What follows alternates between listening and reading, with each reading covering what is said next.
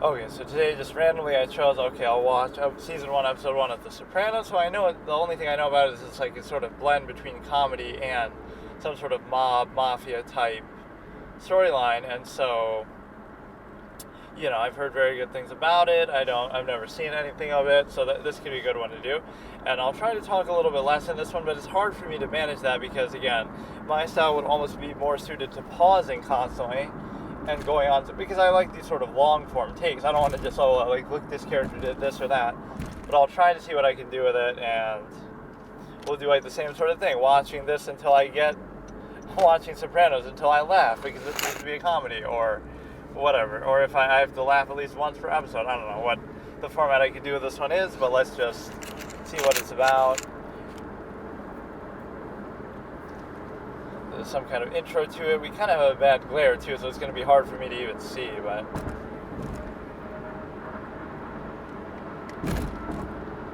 yeah, this is a very, very well-regarded show. It says it only went on for 6 seasons, though, so that must have been some deliberate decision or something that had nothing to do with its quality or lack thereof, right? Some of these series last way longer than I thought, like, Simpsons or something that are like 20 seasons long or something crazy like that. To get a little musical montage. I won't be able to appreciate the visuals as much, or even necessarily the acting, because I'm listening to it more than I'm watching it, because I'm obviously doing these as I'm driving, but I won't hold that against the show. So I'm choosing these completely at random. But no, he's going to be like a badass, Godfather type character, but I guess at the beginning it might be Christopher Walken. I thought I saw in the credits there that he might be in a transitional phase here, like where now he's already in that position, or it's going to show how he got to that position. But no, I don't think it's supposed to be like a straight comedy. I think it's supposed to be comedy, drama, sort of mixed in.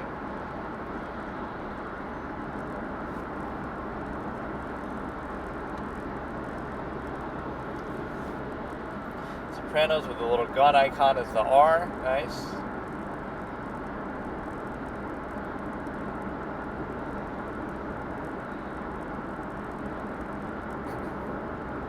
So he's sitting, contemplating life. It almost turns into audio narration rather than a reaction, but let's see.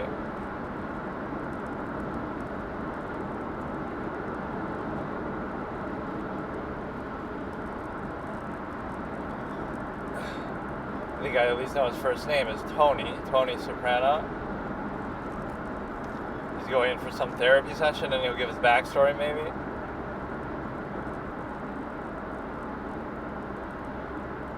Or the whole show will take place in this one room where he's talking about his past.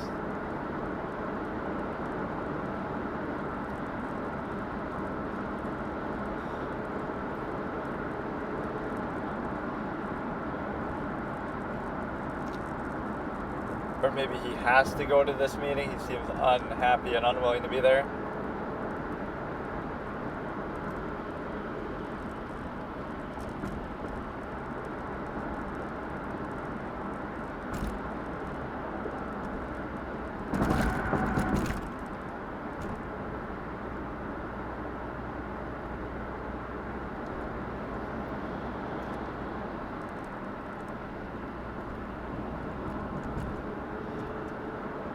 He just doesn't want to deal with this because it might reveal something.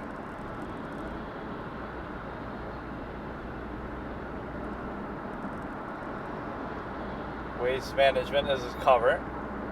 Similar to Godfather. What do they say there? Like in olive oil industry.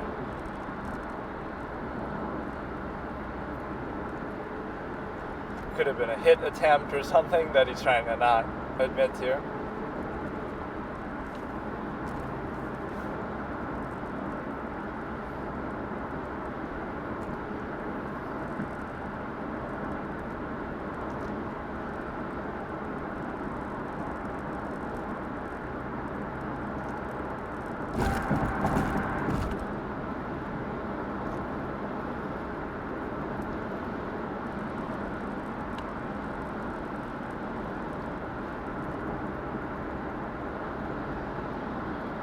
So he'll be telling it an analogy.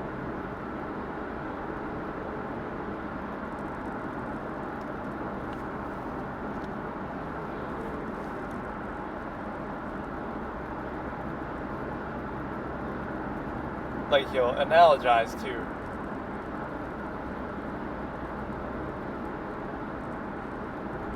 what he's saying, but he won't admit the specifics of the crime, something like that. So it'll show you the dark part of his thing. I'm just assuming too much that, oh, it's going to be, maybe he's not that bad of a guy, but waste management is either an innuendo sort of thing or just a cover. Like I'm wasting people.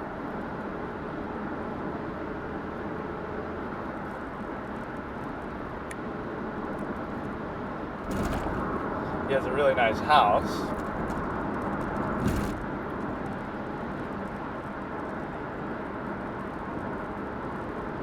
Not saying owning a garbage company you couldn't be like that, but raises some red flags at least.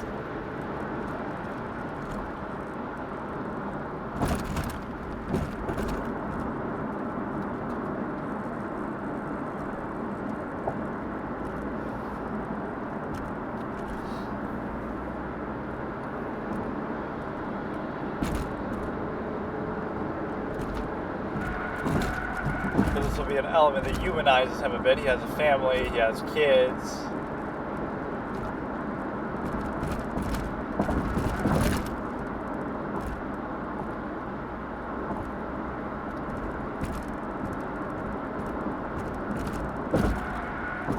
Instead of sleeping with the fishes, he's going to be sleeping with the ducks as he collapses in the pool there.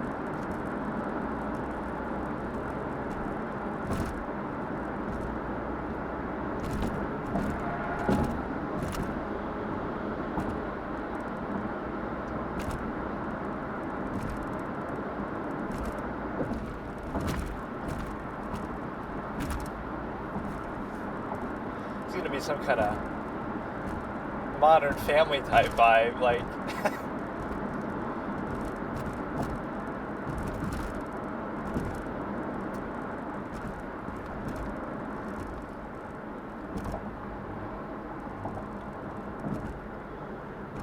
I'm expecting more, so it's a kid's birthday. I'm expecting more of a dark vibe, but like he's gonna go and just kill somebody, like it's casual, but they're treating it lighthearted.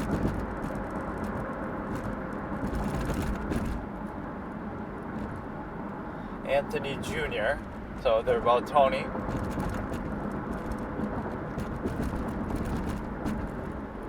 Oh, he does a lot of partying outside of work, or his cover.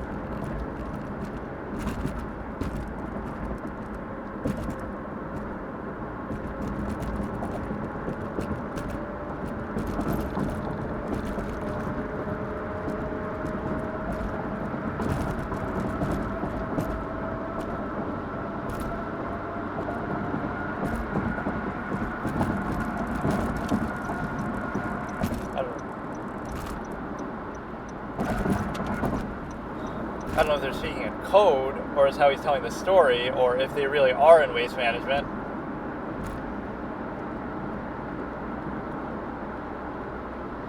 What did I tell you? You don't buy anything. I'm going to keep referring to other gangster movie lines. They're getting all the lingo and stuff right, though, obviously, how these people talk and whatever.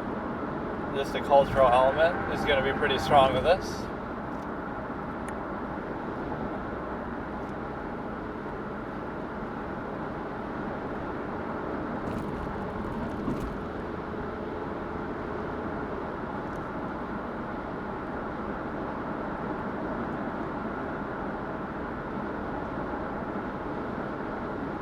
Oh, she's perceptive if she's going this way.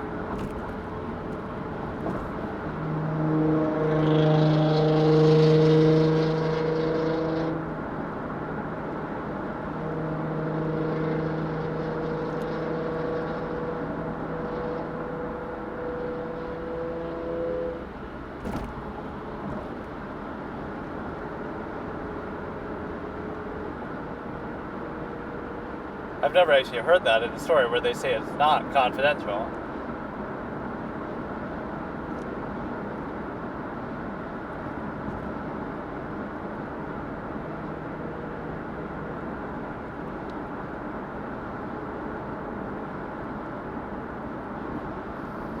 this either makes her a target or it makes it so she knows more than she's letting on, and because the other doctor is his neighbor, I guess.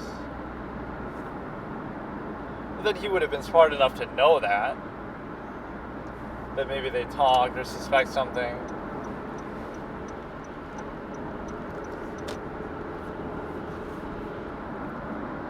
No, but in our character point system, the psychiatrist gets the +1 there for being perceptive enough to, see that coming. But I wouldn't have even said anything. I would just,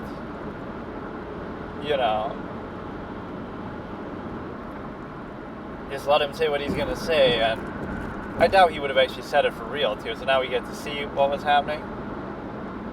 He's chasing him down in his car or something. Over a loan. Waste Management gives out loans all the time in case you can't pay your garbage bill.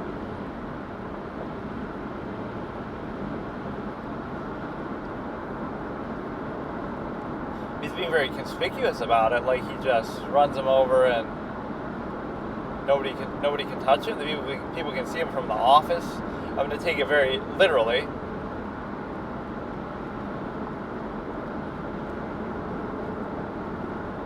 Here's what I was waiting for. This is the contrast I was alluding to.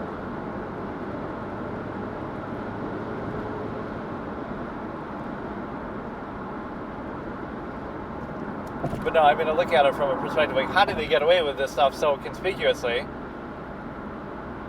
Everybody can see what they're doing.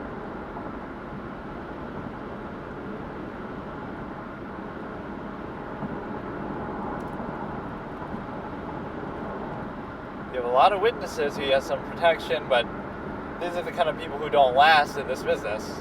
Conspicuous in public, no subtlety.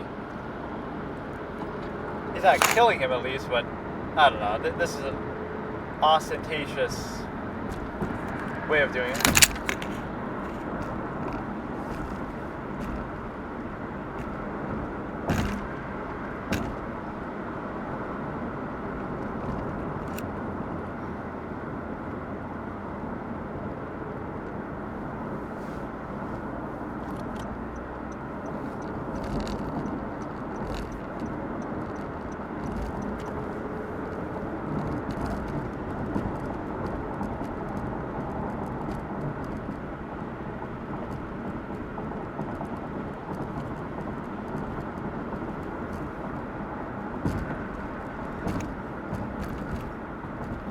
This is not them speaking in code, though. They must really be in it somewhat.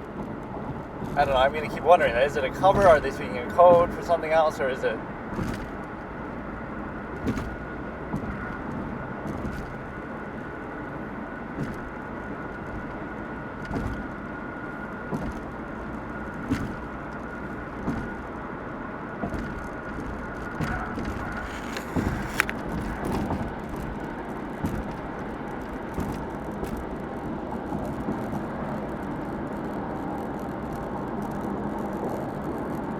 Uncle Junior. You see, they're talking about a whack very openly here in public, too. They're being so open about everything. They're just out in the street, like how he was beating them up. So I'm going to analyze it like a crime show. Like, oh, this is too obvious. You could easily catch this guy. Like, sure, you might have certain protections, but there's a limit to how you use them.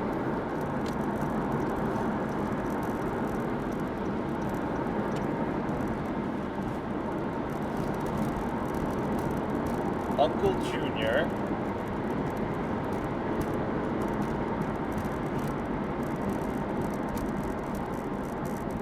I don't get that name. Uncle Junior. What does that mean?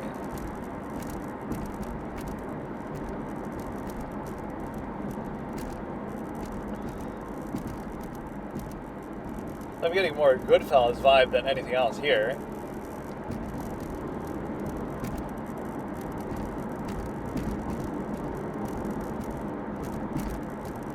This actor seems familiar.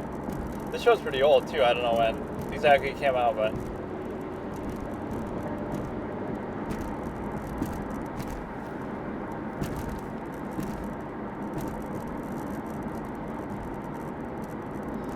family business.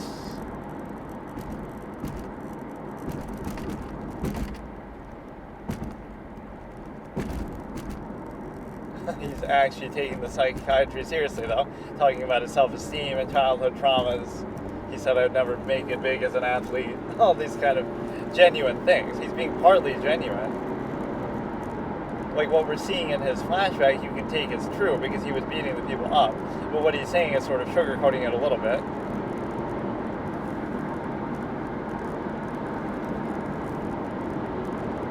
We get the whole family.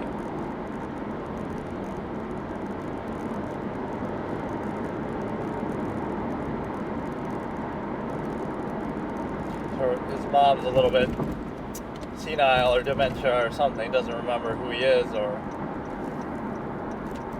you would think, oh, that's being played for humor, but it seemed genuine.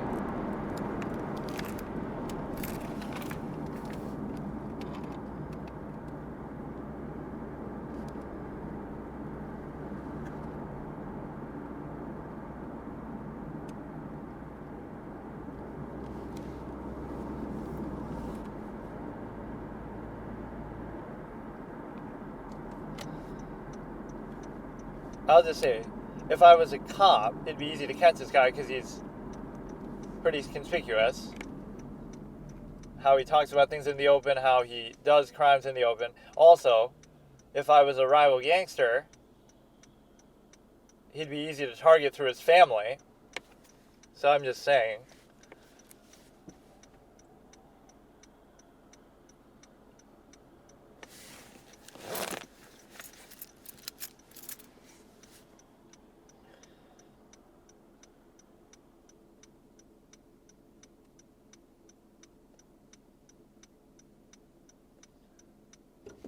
Nice little gift from Mom, CD player. That's how you know this is old. Yeah, the MP3 player or something, but it's for an old person, I guess. Okay, boomer moment.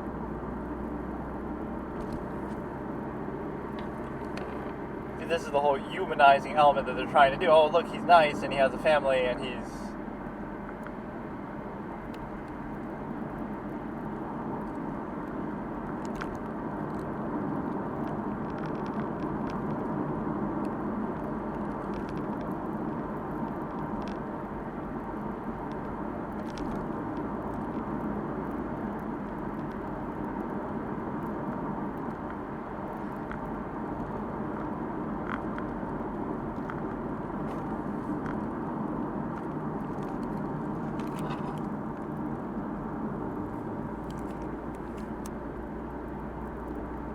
I like his indentation as he's saying that, like he's correcting her with the typical macho.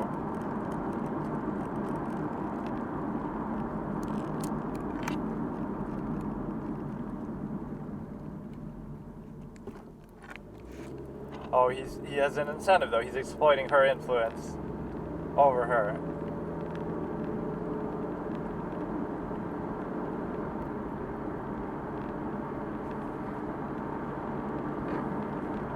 Oh, good line. Oh, shit.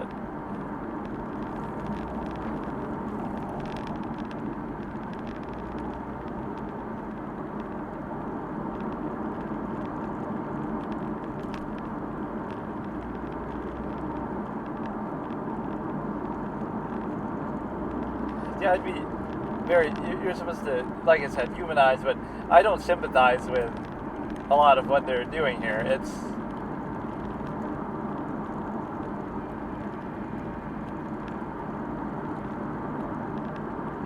the elitist victim blamer thing is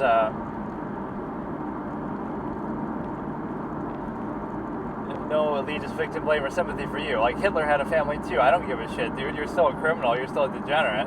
That's how I'm going to take this. I'm not moralizing. I'm saying like none of this stuff means anything to me. I take interest on a character level, but I don't sympathize with this guy. Like, but that was a good line. I bought a CD player for a broken record. Good one.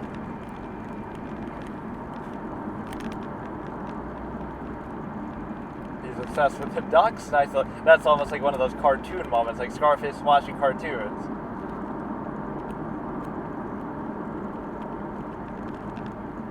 Now is where he faints to this crazy opera music in the background.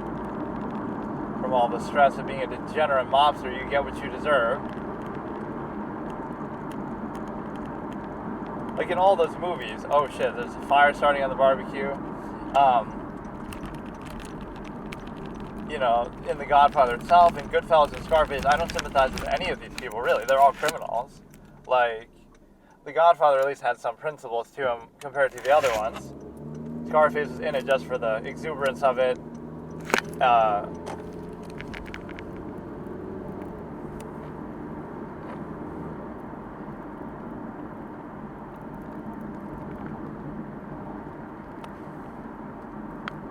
This guy's apparently his neighbor. How convenient that it's a doctor. Good thing he's not a coroner. He'd be your worst enemy. He'll be figuring out what the fuck you're doing.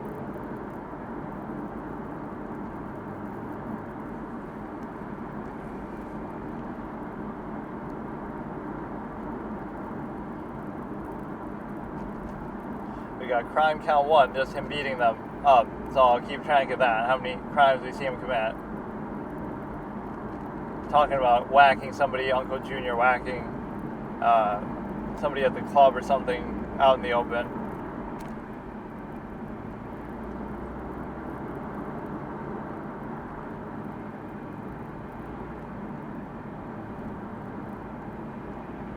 His wife's very blunt.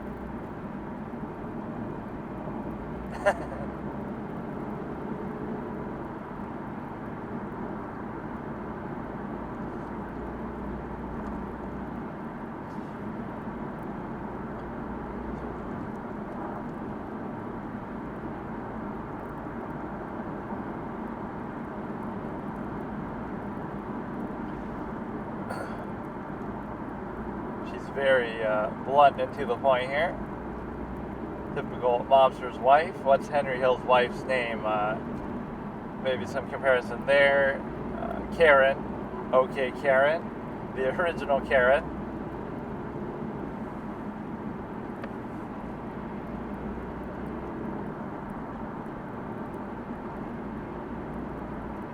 I mean, he doesn't have to dance around it now. Like the psychiatrist already said. Like, she already knows, basically. That's what she's saying. Oh, I know what you do, but don't tell me, or I'll have to report it, which you really don't have to, but she doesn't want it on her conscience or whatever, I suppose.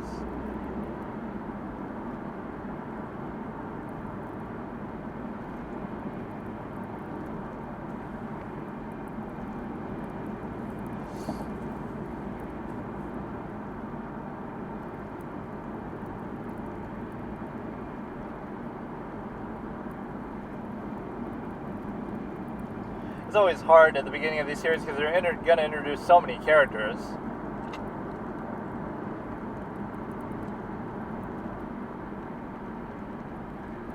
Email is his nickname. Good one.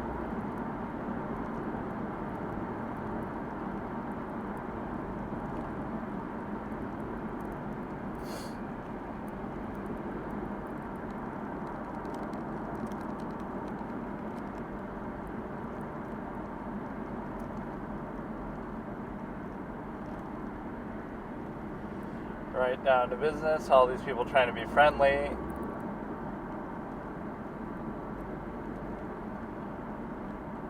Little crack deal. He doesn't like his little nickname there.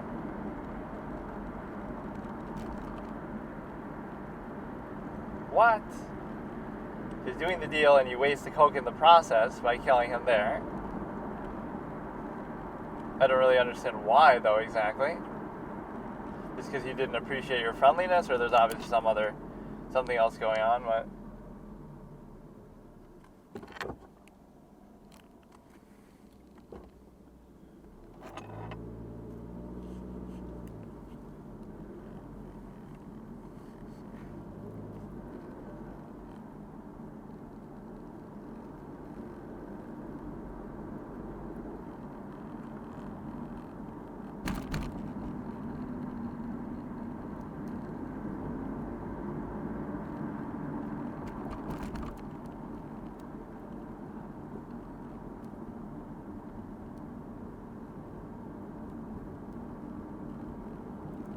North Jersey. His territory, basically, what he runs. That's good exposition. See, they're arguing, but they're telling you good details.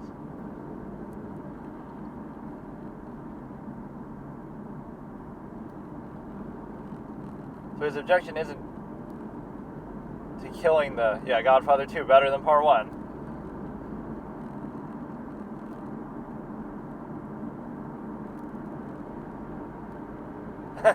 Three was supposed to be original, supposed to be Robert Duvall as the villain, and he wanted too much money, so that's what ruined it. Then they pushed it back, and it became the abomination that it was.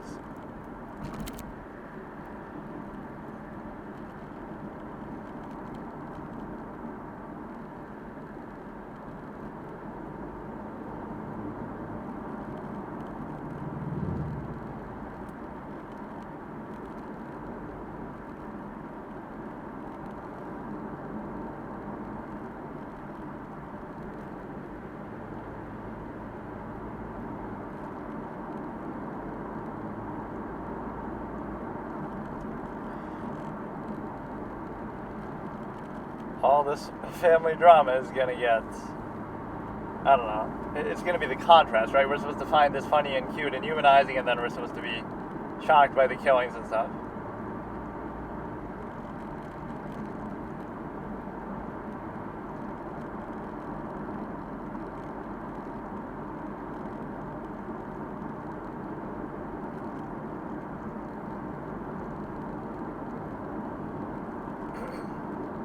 So his objection was not to killing the guy, right?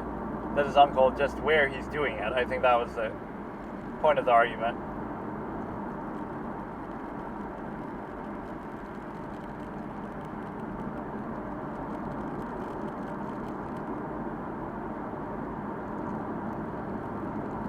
A little awkward silence there, flirtation moment.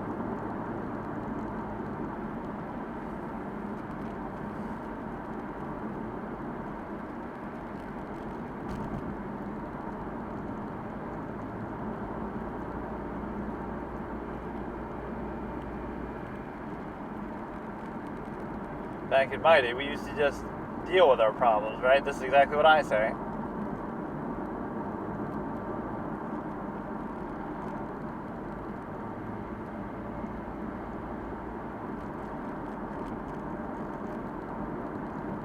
A lot of macho vibes.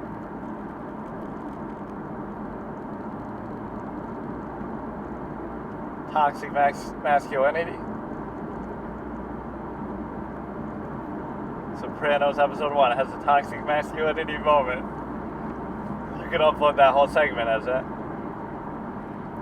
Depressed. Everybody feels depressed. Cavemen were depressed when they were getting chased around by tigers. They had to fucking deal with what they had to deal with. So what? Everybody gets depressed. You don't use it as an excuse. Oh, the ducks were his source of happiness.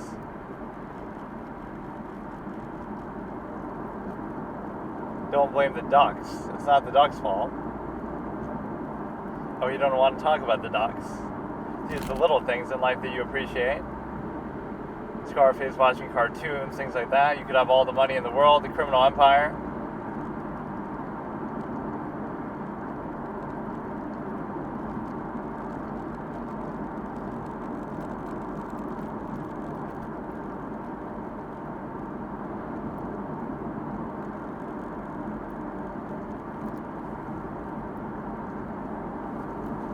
I didn't catch exactly why they killed that guy. This is at least more spaced out.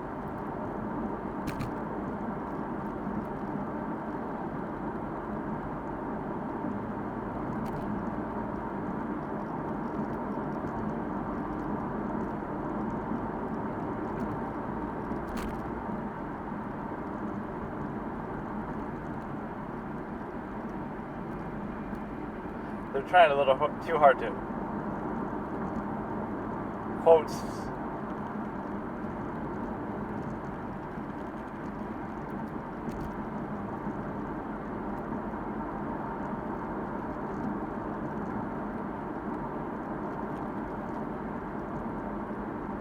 So don't let them discover the body. Let them guess and wishful thinking. That was a pretty insightful moment.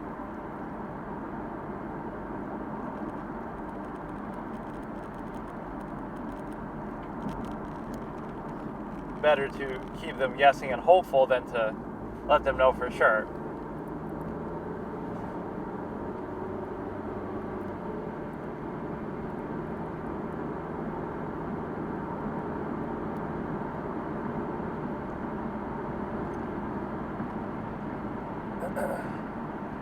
So that was the pussy guy who they were saying he wants to kill, I think.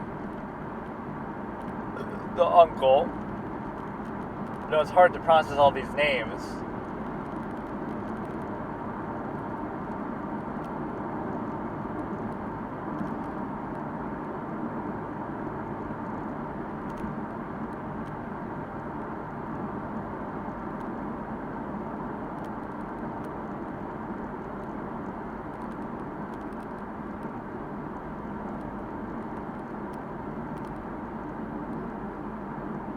Best way to convince people you're not in a nursing home is, oh yeah, what's behind that door? Oh, a nursing facility with our nurses.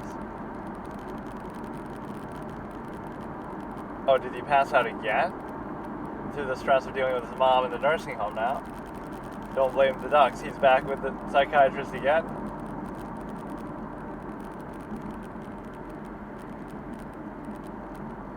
Speaking of Karen, isn't this the actress playing the psychiatrist who she almost reminds me of her, at least, maybe just an accent.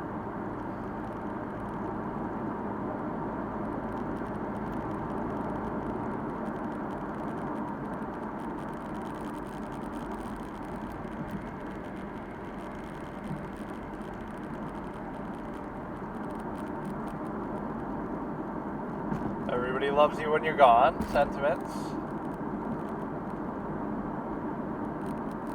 Garbage crew, that is.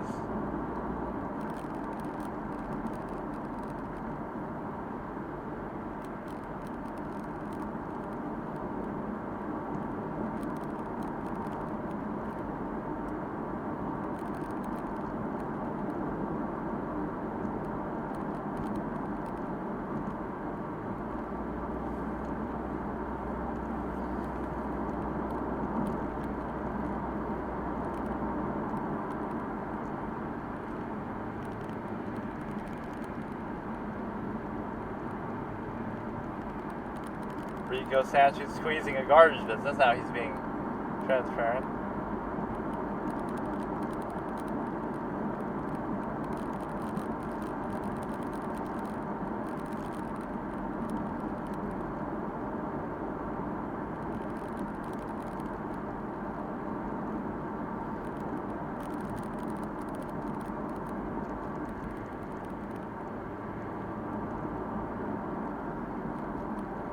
Oh, he's being open about the prison stuff, too. He's not even trying to hide it anymore.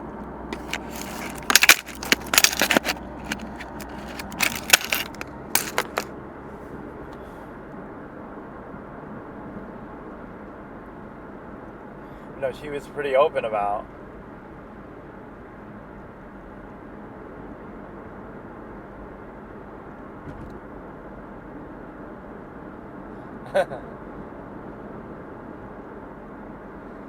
Solution is always a pill. That's my objection. That's why I stopped working in the psychology industry myself.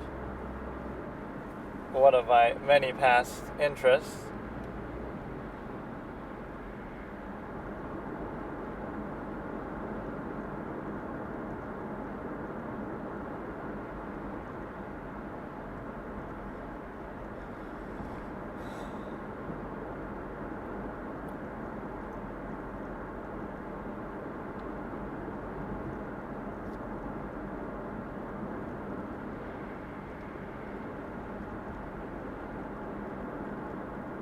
That was supposed to be a funny moment, but pussy is a funny word.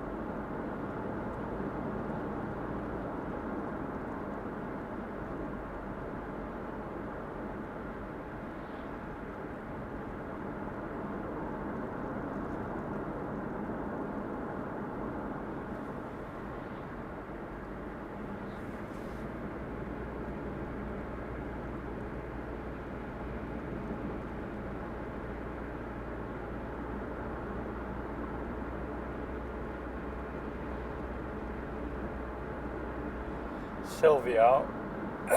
This is where the closed captions help.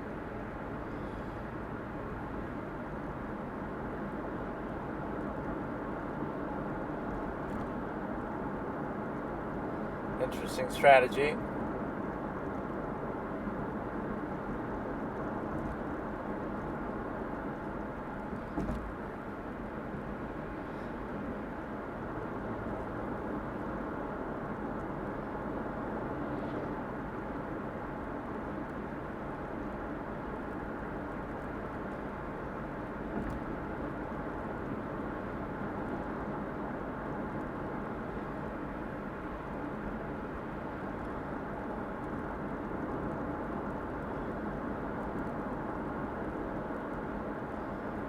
$250,000 he owes. Okay, that is at least a big tab that he supposedly spent on gambling.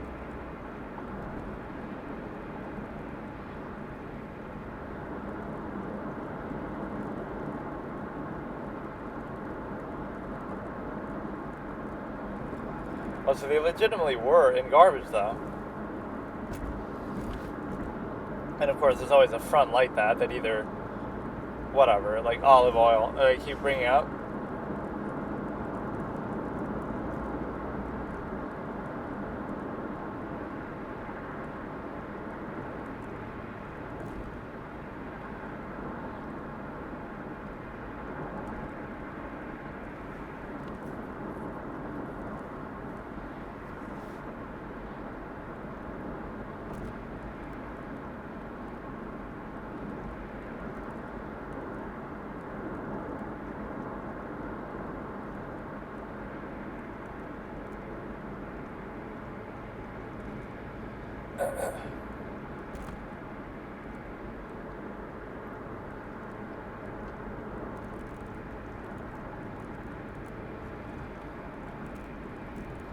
Family drama count 1 million.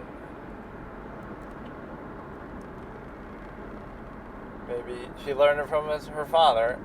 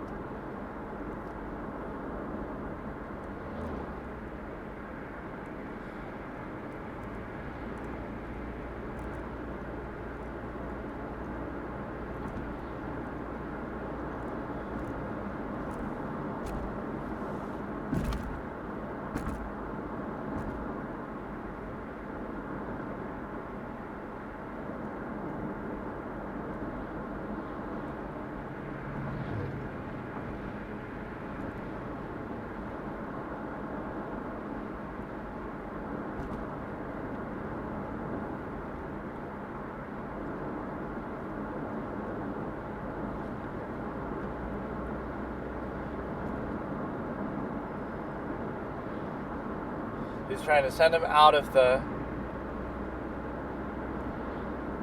get him out of the restaurant so he can't do the hit there. Pretty well thought out. The Jewish guy came up with that. I was just saying that because I don't know his name.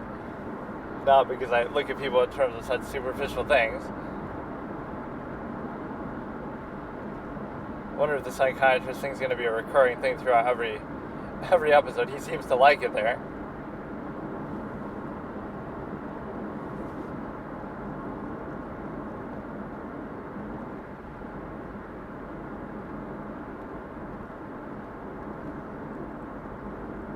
So everybody knows what Tony's up to.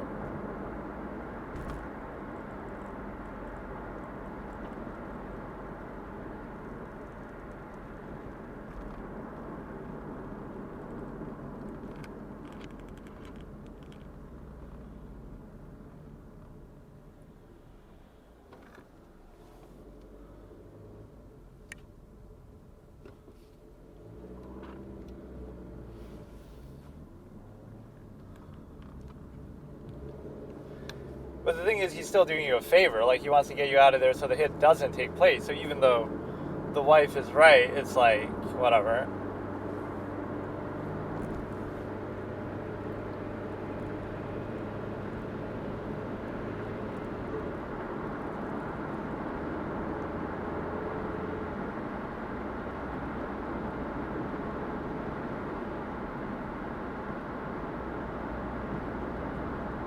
This is a lot of digs at the psychiatric industry.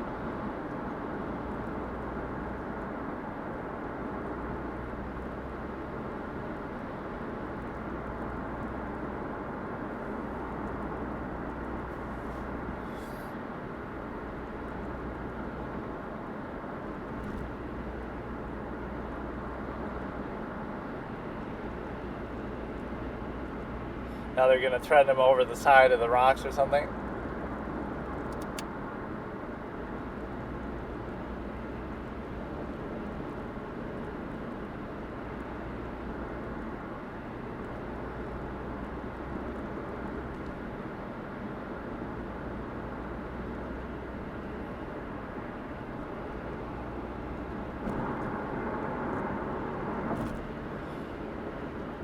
Never accept the hand of friendship from somebody who you owe money. They're gonna fucking use against you. Only problem with this setup now is the audio of the... Yeah, what was my challenge with this supposed to be? I don't know, like count the crimes or try to rationalize it in a... I would have caught him there because he was committing a crime in public. Game theory, count number, whatever, because you're trying to see it in a realistic sense. Yes, they have protection, but again, they're abusing it too much already.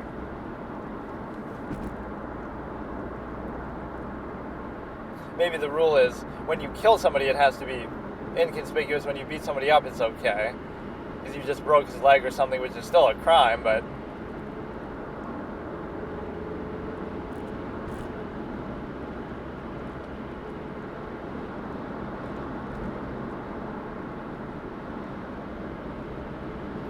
turning it down the tickets, so now the hit might take place at the restaurant. That might be how the episode ends. But no, it's like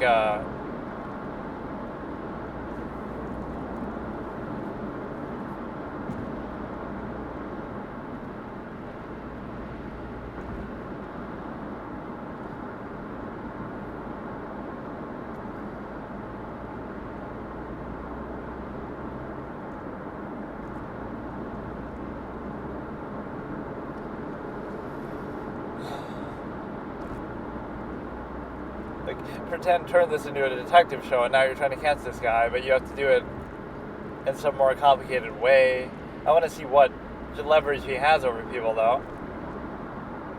Everybody knows he's the Don. I mean, the psychiatrist knows. Everybody.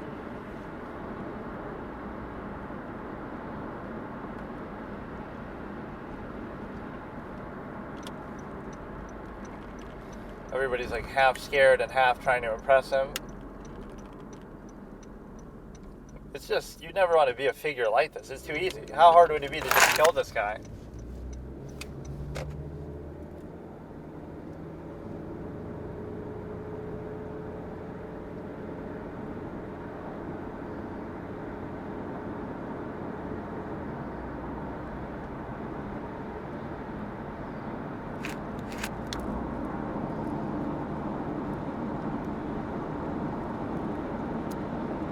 Oh, you get to see him flex his power, basically.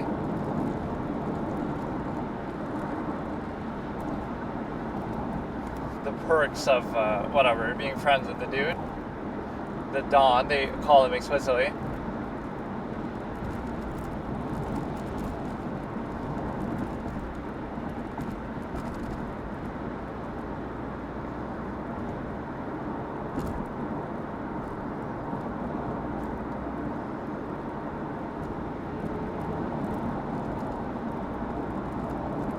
Maybe a little longer episodes than I thought. This isn't 30 minutes, right? It's like an hour. Might not be able to do an outro, or I might not even be able to finish it. What the fuck?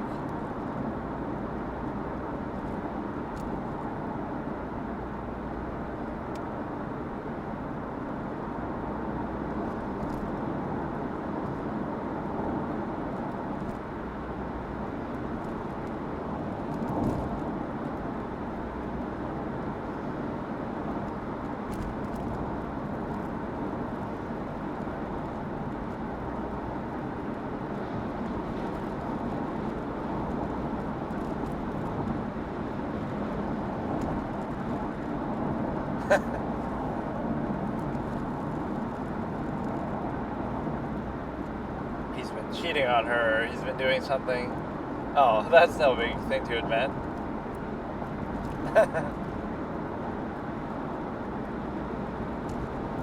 Oh, she's happy about it.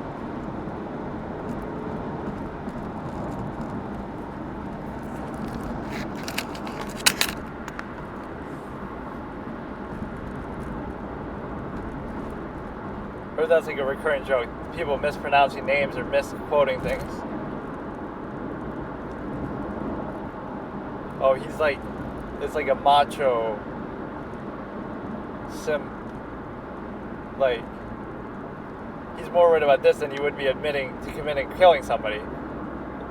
It's more of a shame to admit that you're on Prozac or going to therapy than it is to kill somebody because of the macho, toxic masculinity of the crime world. I see right through you, dude.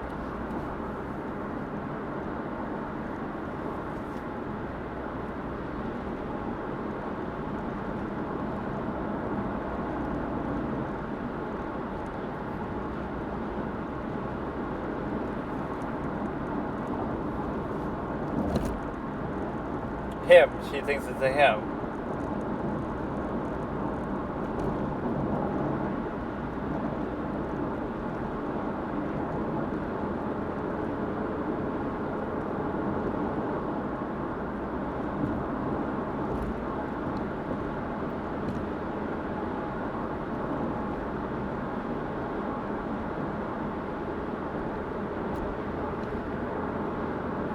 It wasn't Tony's mother saying daughters take better care of their mothers than sons do, but apparently not hers.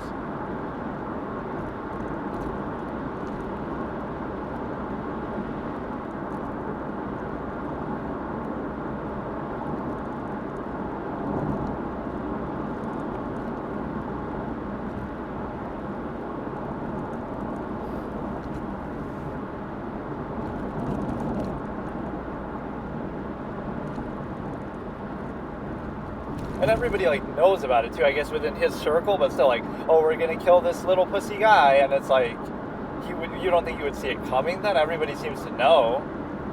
Some insider from the other side would come and tip him off, warn him. They have no restraint, these people, no self-control.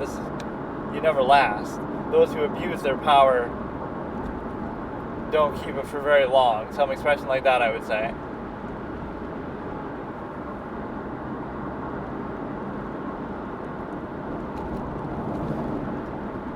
Do the kids know what he's up to, though? That's the one thing I don't know. But it could be a bad influence, though.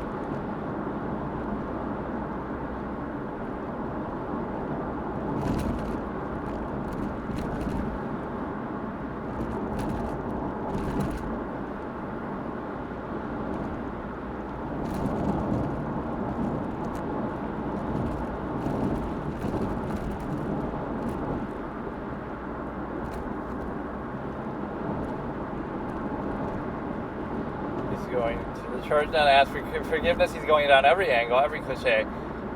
Go to the psychiatrist, go to the church.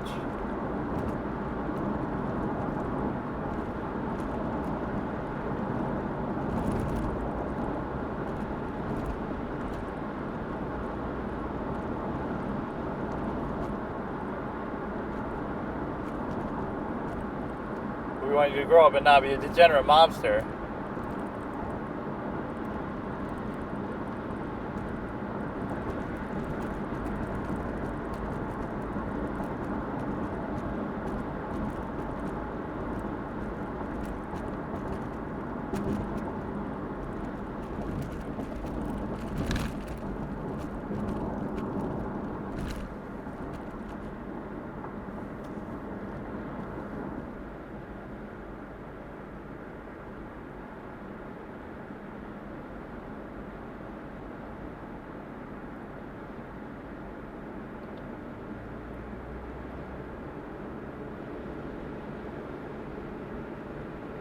Maybe you should spend more time in there. It'll change your fucking moral complexion.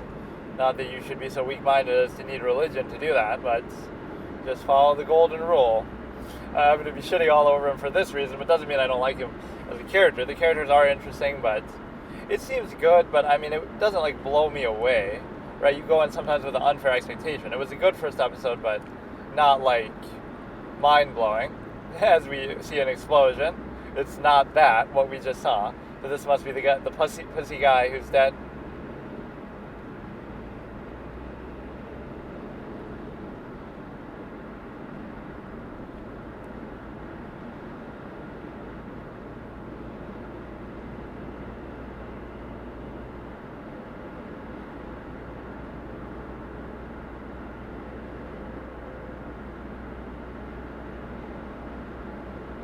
Placebo effect, then.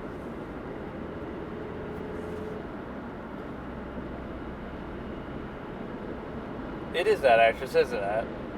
Henry's wife switches roles instead of being on the other side, part of crime. It must be, right? She just looks different. I don't know her name even. This guy sure likes to talk. He pretends like he doesn't, but he ends up going back to the psychiatrist every time and filling his guts.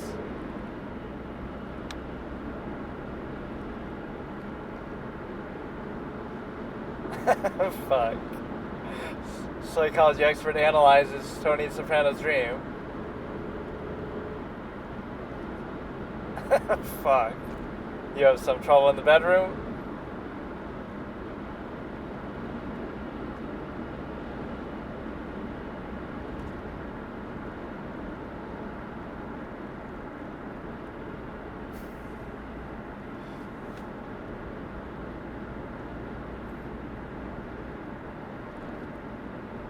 Can't tell if he's being serious or just trolling to get done with these therapy sessions.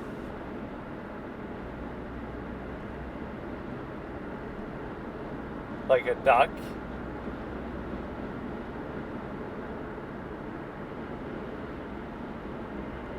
Duck.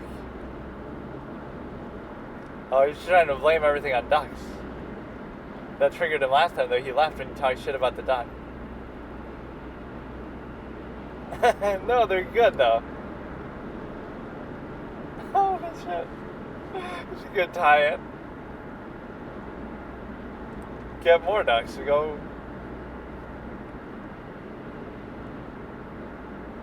Oh, it wouldn't mean as much if they don't come organically of their own volition.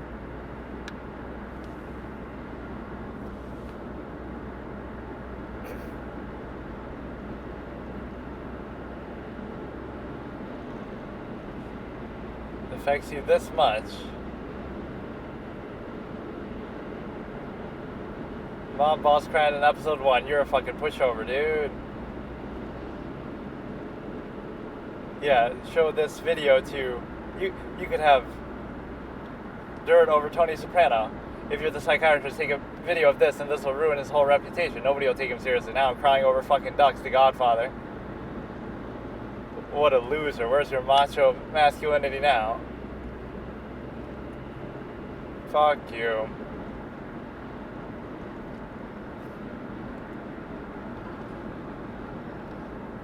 So this is a little bit longer type of series. It's actually not even going to finish. Fuck. Damn it. So this lasted longer. It was good first episode, but at least it has more pauses to be able to, you know, whatever. Okay, so here I'm going to react to the final, last 5 minutes of episode 1 of Sopranos because it was a little bit longer than I thought, and so I couldn't get it in just one drive session. I don't know if that's just because it's the first episode or if they're all like that. I didn't really look at the full time length, so the timestamp for this part will be a little difficult, but it's basically 5 minutes left. They're still in the therapist's office, and then I'll just do my thoughts on it. Or maybe I should do that first since it's more fresh. Let me just do my thoughts on the whole episode, and the last 5 minutes can just be its own little thing. So basically, the one element that I don't like, or just personally, not even saying it's bad, is the whole family drama comedy element, where you're dealing with the kids and all that kind of, almost like a sitcom element where, again, this is at least partly supposed to be a comedy, but I'm more interested in the mob elements and things like that. So the whole stuff to do with the family and cooking dinner and all this kind of stuff and trying to humanize, I'm not really the biggest fan of that. Even the Ducks thing, if it was a Seinfeld episode, it would be called The Ducks, or Friends, the one with the ducks, where that's a recurring joke and they're kind of overdoing it. It's kind of cute the first time to humanize the guy a little bit. He likes the ducks and whatever. like, it's like Scarface watching cartoons or whatever, and there'll be all these references to mob movies and stuff that even I'll give as somebody who's reviewed movies so much and had debates and analysis on them and stuff like that, I'll give my own little top 3 ranking of mobster movies or whatever, or I'll at least talk about those big 3, the obviously Scarface, The Godfather, Goodfellas. But of the 3, which one does this show resemble the most? It's certainly not as sort of avaricious and extreme as Tony Montana, even though their names are both Tony, obviously. It's not quite as extreme as that, and it's also not quite as sort of dark or dramatic or sophisticated as The Godfather. So it's kind of like Goodfellas, where it has like this upbeat vibe to it, a little bit of emphasis on the family, like how Karen and Henry, whatever, sometimes having a good time and getting all these privileges and perks of being in the mob and stuff like that. You see that moment in the restaurant where the girl, I think that was the therapist again, right, gets like a special seat just because Tony asked for it or something like that. So he's warming up to her a little bit. Maybe they'll have an affair or something a little bit. And I think that actress is actually Karen from Goodfellas, the same actress whose name I completely forget. But anyway, the point is you get some of the cultural element here that is pretty good, the accents and the whole vibe, how these people talk, that's done pretty well. But yeah, the part I dislike personally, again, not even saying it's bad, it's just not entirely what I was expecting, like, Meet the Millers or something like that. So it's just like Meet the Sopranos, where it'll be like some family drama, comedy, sitcom element mixed in there in addition to the contrast to the crime element. So that is kind of a novel aspect that I can't think of too many shows that really do that, or this would have been one that would have become known for that, like combining sort of the more lighthearted family element with the more extreme, serious crime, drama, violent element. I think almost Breaking Bad maybe comes into that a little bit, although I'm not sure how much of a comedy that is, but that should be another show that I watch here. My favorite moment, in speaking to the whole element of how I don't like that family aspect, my favorite element of the episode was the game theory moment that kind of reminds me of Tessio's thing from The Godfather, where it's like this little strategic gambit that you're doing. He says, okay, they have this big fight with his uncle, right, that he doesn't want him to do the hit at a restaurant, right, that's also one of his family members, right, has the restaurant. So he gives him a ticket and says, oh, go on vacation for a couple weeks. That way the restaurant will be closed, so the hit will have to take place somewhere else. And there's sort of an internal little irony in that moment too, like a little dark humor. The fight isn't about whether you should do the hit or not, whether you should kill this guy or not, because that goes without saying. They do that. That's just commonplace, right? Or at least this is my interpretation of what makes this moment a little better. The argument isn't that, oh, you shouldn't kill this guy, or that's wrong somehow, or even some other strategic element of that. It's just, oh, we don't want it to happen at the restaurant, just do it somewhere else. And so he gives him those tickets and sends them away, and his wife objects to it, don't take gifts from Tony, but the point being that it's actually doing you a favor because it'll spare you of having to have the murder take place at your restaurant, so it's fine. But he actually is trying to help you. There's an ulterior motive, but it's an ulterior motive that actually benefits you. So I like that moment because he comes up with this strategy. His Jewish other relative, I'm not going to know all these people's names right away, but he's basically saying, like, okay, send him on a vacation, so now the hit won't take place there, and it solves the whole problem, right? So the hit can still happen, but it'll have to happen somewhere else, or even if it does happen in the restaurant, they'll have to break in and do it when it's closed, which maybe doesn't even make sense.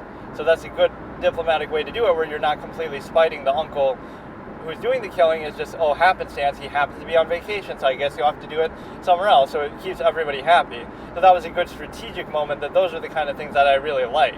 Like, that was kind of a cool, they have these moments, like these mobsters actually being super smart and coming up with these really cool ideas, like Tessio's taping the gun behind the toilet. I always use that as a reference somehow. Like, this is a Tessio kind of moment, like somebody cheated in chess by going in the bathroom and using their phone in like a chess tournament. So that's like, I call that like the Tessio. So, he puts the gun behind the thing in the toilet in the restaurant ahead of time. So now Michael goes to the bathroom, gets the gun that he didn't have going into the restaurant when they searched him. And then when he comes back, he has the gun, and then he shoots them. He shoots Solazzo and McCluskey. So that's a great sort of game theory strategic moment that I did enjoy that for this episode again. Just send the guy on vacation so the hit happens somewhere else because the restaurant will be closed. And so these elements I like.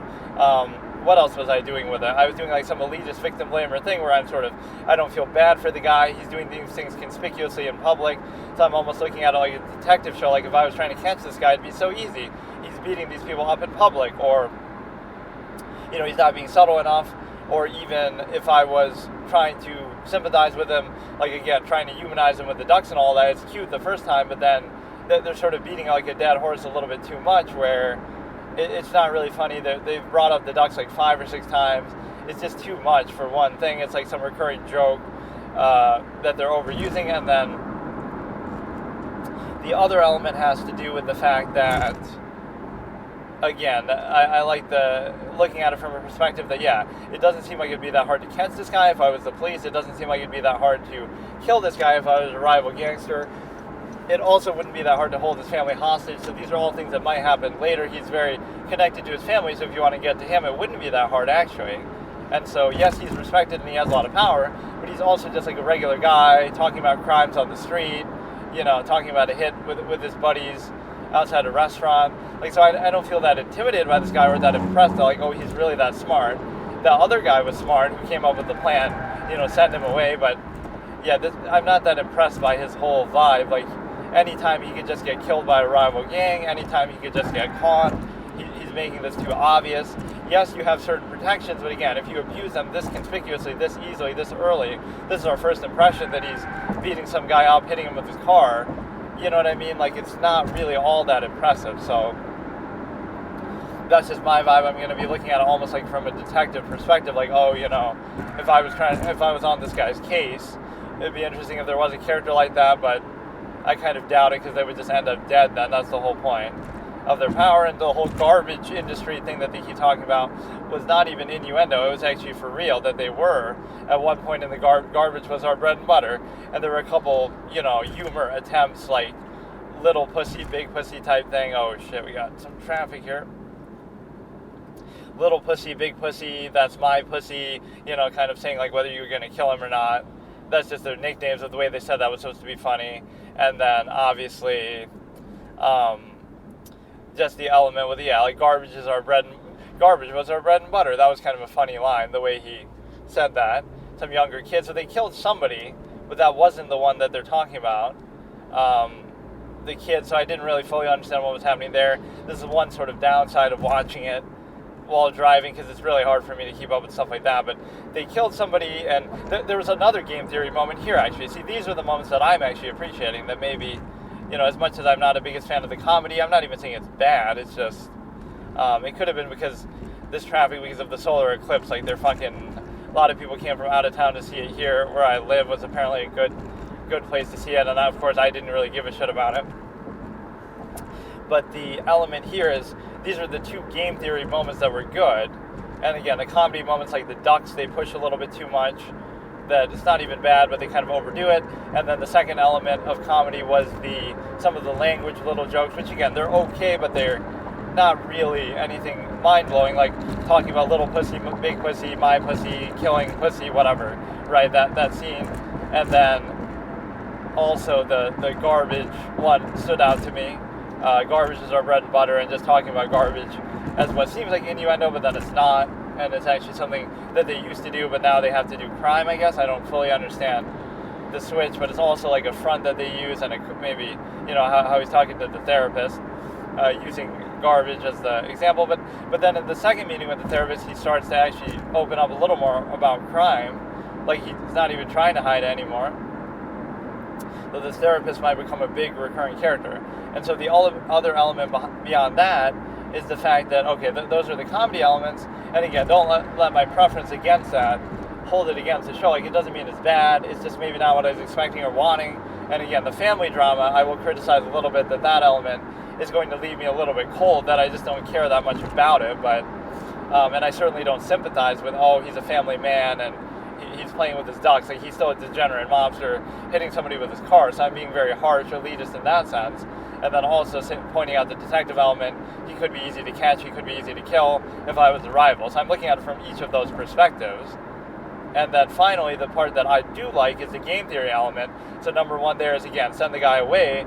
The second one that I just remembered was to do with the kids. they said either we should leave the body out.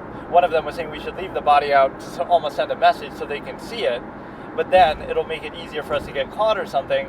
So it's like, or some other element to it, right? It'll make it obvious, or there'll be some recourse. So rather than sending a message by showing the body conspicuously, let's hide the body, so then it'll come up later, and in other words, they'll hope that he's still alive for a while, and whether that's psychologically to torture them, give them false hope, or whether it means that they won't even know he's dead for a while, and then he'll eventually turn up. So there was some sort of game theory with that, like the idea of basically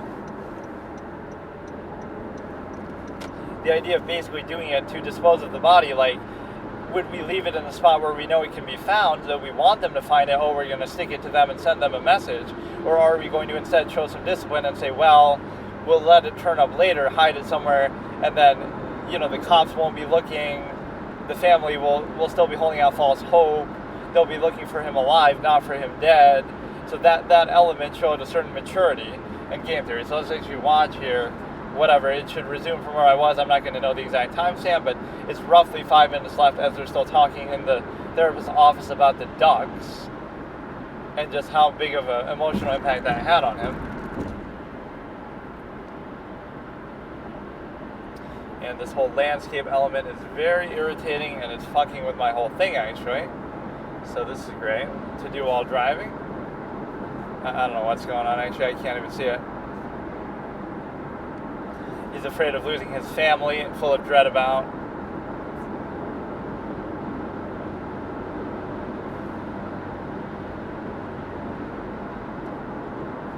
Let's see if this ending vastly improves, but it'd probably be around a B episode. It wasn't exceptional, but those moments were good.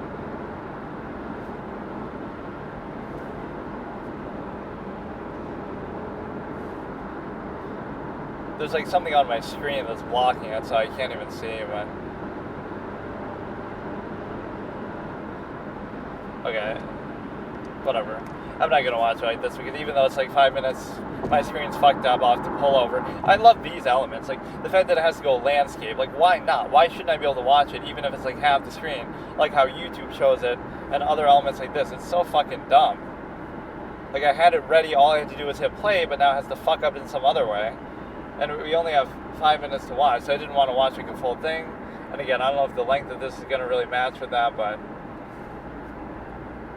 we're going to get in a fucking car crash because of this somehow. I don't know what the fuck this is, bro. Makes no fucking sense. Now it's still playing the audio, but it's not showing the video.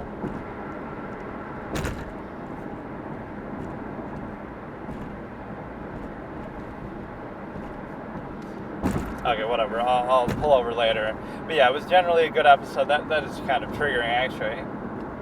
How annoying this is. I had to turn my little thing to the side.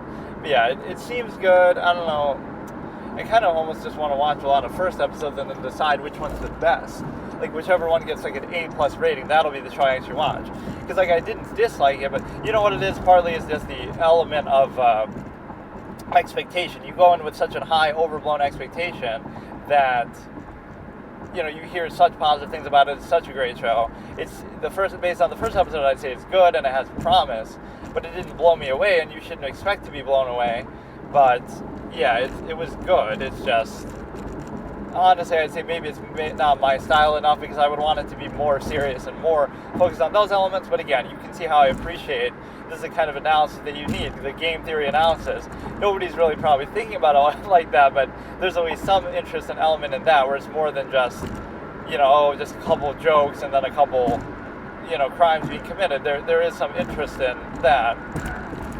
Some of the strategy and some of those elements behind it that have a little bit more thought going into it. So in a moment here, I'll pull over and watch these final 5 minutes, or I'll somehow try to actually get it to show the video, because for the most part I'm not looking at the video, but at least you can see it out of the corner of your eye, and also the subtitles help, and also it'll sometimes say a character's name in that too that I otherwise wouldn't pick up, so it just helps a little bit. But for all intents and purposes, I could be like listening to an audiobook or something, and this show is much better than Girls for this one purpose, which I never thought these two shows would be compared, but that's just the last one I was watching here. I watched the first 2 episodes, so the challenge with that is I'll watch it until I get bored. So the second episode bored me basically with there's too much sexual element where they're overdoing it and relying on that. So this show could bore me. Not that I'm even doing it with this one, but I basically said I'll give it like a B plus or something for the first episode. I'll give it like a challenge with each one. So if the first episode doesn't get at least a C, then I won't watch it. But I might watch like a lot of different first episodes of different shows and then decide on the best one. So this will be a B, so if something gets an A, then I'll watch that one instead. Nothing even against this one. But I'm just kind of choosing these ones totally at random. So I do feel like the way it could potentially bore me in the same way that one did with the overuse of the sexual element is that this one could actually bore me with respect to the family drama comedy element if they do it too much, right? Not that it can't be an element in there to mix it up. You might say, oh, if it was all about just the mom and killing, then it would get boring, but, you know, it's like a detective show.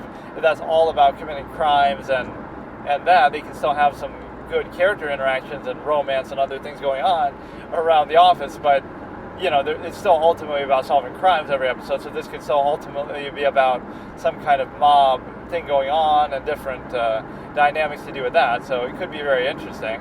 They'll have like some ongoing arc where there's some rival mobster and they finally get him and they finally kill him or outmaneuver him, you know, after a season-long struggle or something like that. So those are the kind of moments you'd almost be looking for.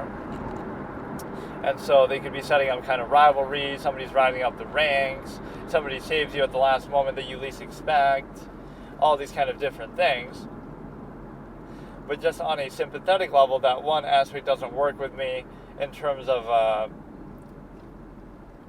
you know, this element that, oh, you're going to try to show him in this sort of humanized way. Again, it doesn't mean it's bad writing. It just means it's something that I'm not going to feel sympathetic towards him. Like, you could still find some other line of work besides garbage if that's not working out or whatever. You have a nice house, family, all these things. So there's no sympathy that's going to go towards a character like this, like, whatever. If you're good at it's sort of one of those Machiavellian perspectives that I have in certain characters, almost like the way I look at villains, if you want to look at this guy that way, like Light Yagami or certain characters in stories.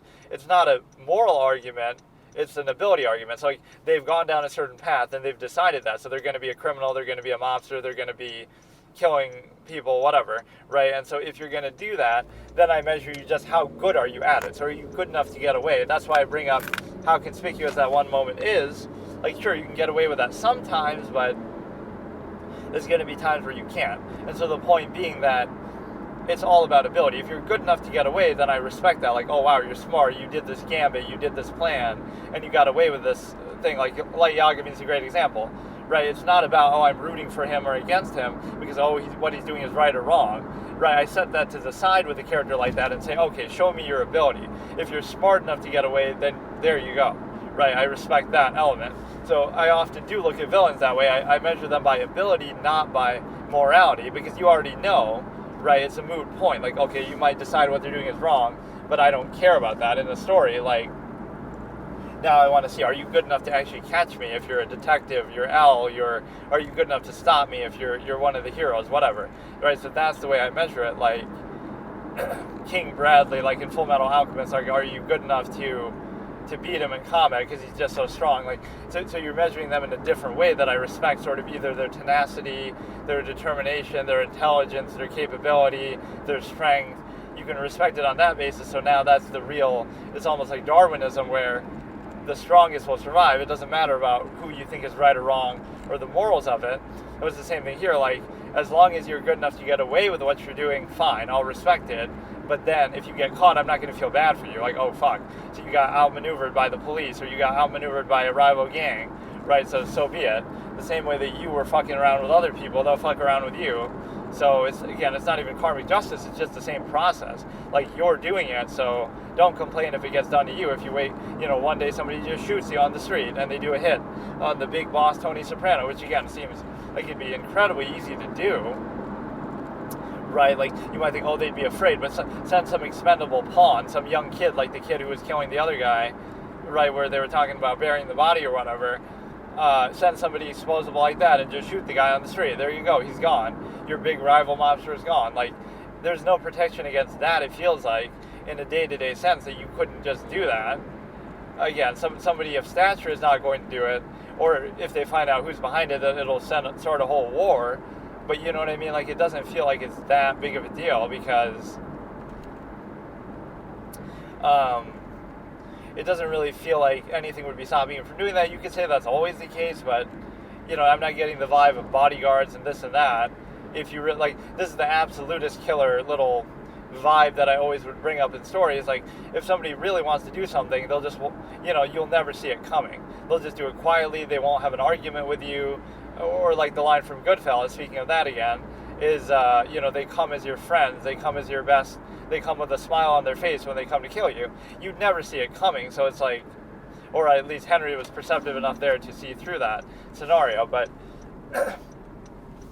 they're not going to make it obvious. They'll have a fight with you. They'll have an argument. They'll, you know, do something like that where you're basically able to be in a position of not being able to predict it, or, you know, they'll come up all obvious, and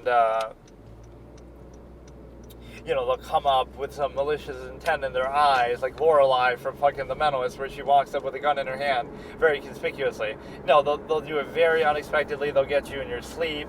They'll get you in your whatever. So this solves so many problems in stories where, like, you know, they'll make a big thing out of it, but it's not that hard if you well, again, in this context of a storyline, like, you want to do it when they would least expect it. Like, he's walking down the street going to his pizza parlor with no bodyguards, no protection. He's just hanging out. All you'd have to do is you just take out a gun and shoot him. That's it. Like, you know what I mean? They never see it coming. They don't know who you are. You're just some random dude, whether for vigilante purposes or whether rival gang. Like, how hard would it be to really do that? Or you would think, like, oh, he has everybody in his pocket, like, where they'll let you know if somebody suspicious is around, but that's why they wouldn't seem suspicious. It's just some random customer who has a gun on his person concealed somewhere, acting completely normal, and then you see him there and you just shoot him. Again, what would stop you from doing that? So it's always something I pose, just like, that would be what I call, like, the absolutist way of doing things. They're quiet, they're unemotional, they don't give you any warning, they won't fight with you, they won't make it super obvious, they'll do it swiftly, unexpectedly, unpreventably. So what would you do with that sort of person? And the answer in most stories is you wouldn't be able to stop them, right? Or even in real life, you wouldn't be able to stop such a person, because again, like, law and police and stuff like that are preventative.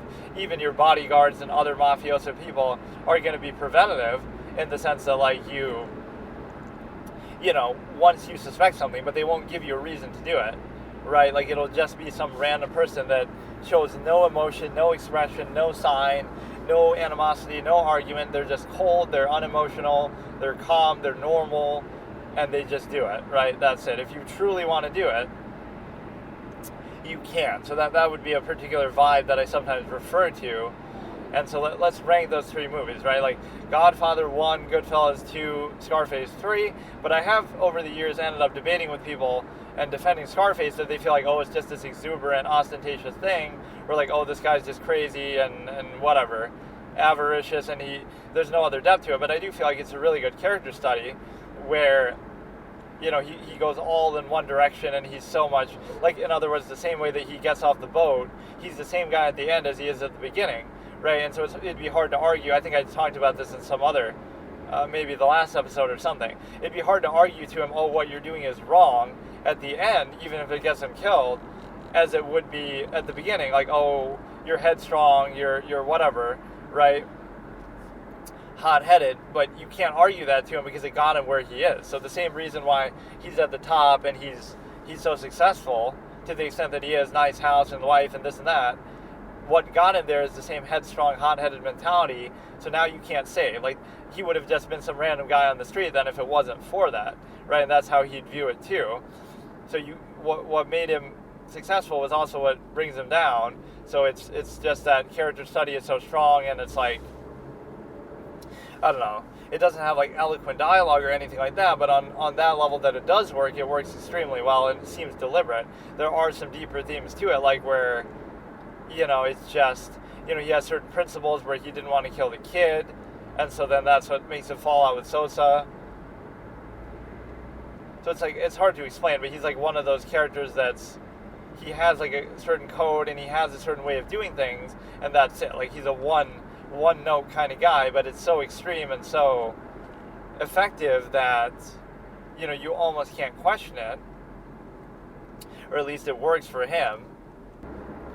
So then Goodfellas is somewhere in between, where it has sort of certain lighthearted, almost comic element to it, but it's showing it still in a contrast way. There's a lot of like that fake laughter, so that's always been a great one. And then it's never, I don't know, it shows it, Goodfellas shows it in more of that way, like introspective from there, like the thrill of it, right? The thrill of being a gangster, why they like it, why they enjoy it, even the final line, like how not only does he not regret what he did, but he regrets not being able to continue doing it. So they're in it more for the thrill than the money even.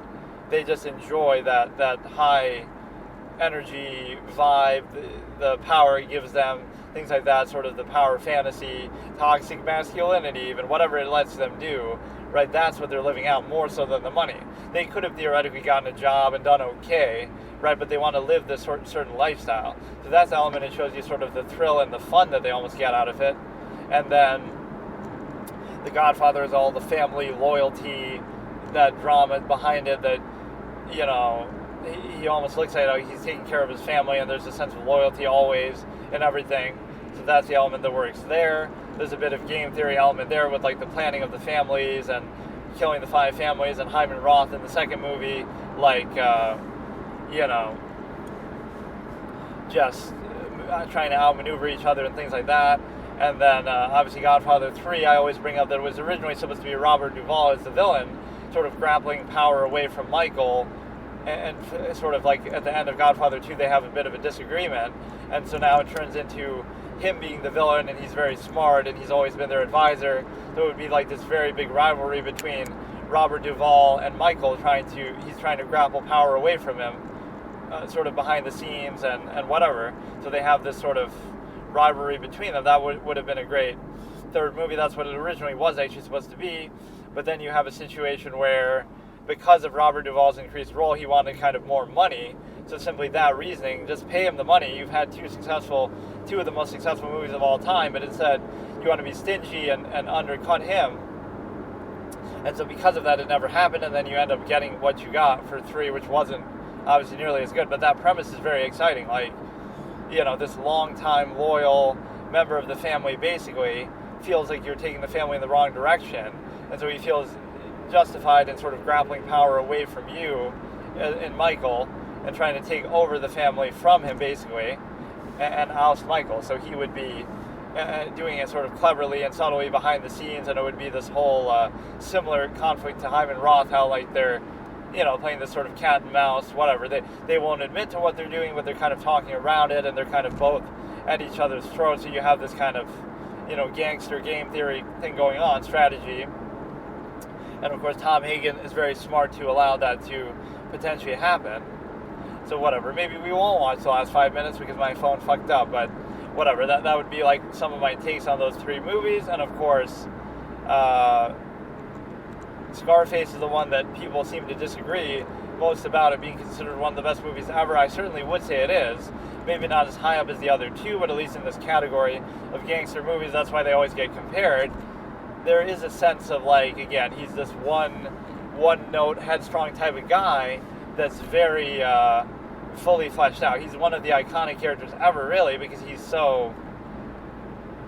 just does things his way. So, like, again, some of the best quotes, all I have in this world is my balls and my word. It's like, it might not sound the most eloquent, but that's not the point. Like, the level that it operates on, it operates perfectly, right? Telling the story of this character, this very headstrong, impulsive, whatever you want to say. It's even hard to describe him because he's just he's so strong with what he does that, again, it throws the morality outside the window, right? He was going to be some laborer, he was going to be some nobody, so he distinguishes himself. It's not that, you know who he is because he's a bad guy. There's plenty of bad guys in the world, right? But it's, you know who he is because he's so committed to it, and he's so either good at it or he somehow gets away with it. He doesn't really seem smart enough entirely to get away with it. This is one of those 1v1 character rankings that I could almost do, Tony Montana versus Michael. But see, Michael would win because he's more disciplined and he's smarter, right? He can be more cold.